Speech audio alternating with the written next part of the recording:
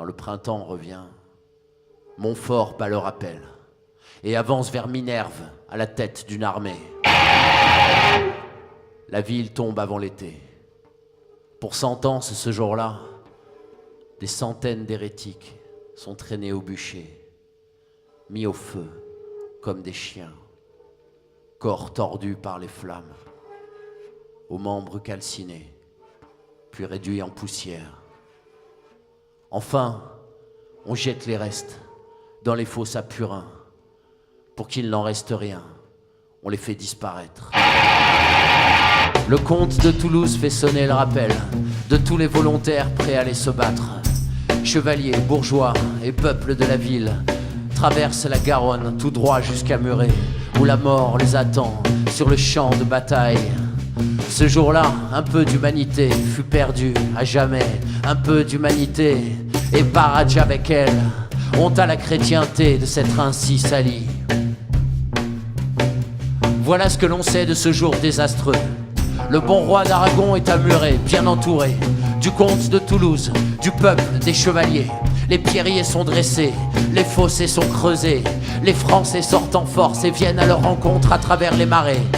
Fiers, déterminés, bannières déployées, fanions dressés, l'or de leurs armures, de leurs aumes, leurs écus, leurs épées, leurs haubert aux reflets irisés fait crépiter la plaine. Devant le pape, le comte de Foix se lève, car il sait bien parler. Car il sait bien parler, et avec conviction. Et quand il argumente, tout le monde l'écoute, le regarde et l'entend.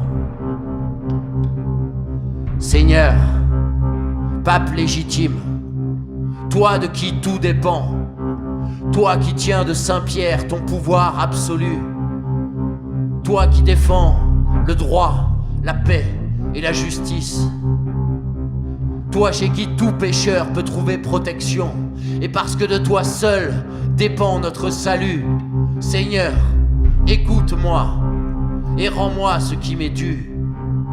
Je le jure devant toi, je ne suis pas complice, ni d'aucun hérétique, ni des mauvais croyants. Je ne les connais pas, je ne les protège pas.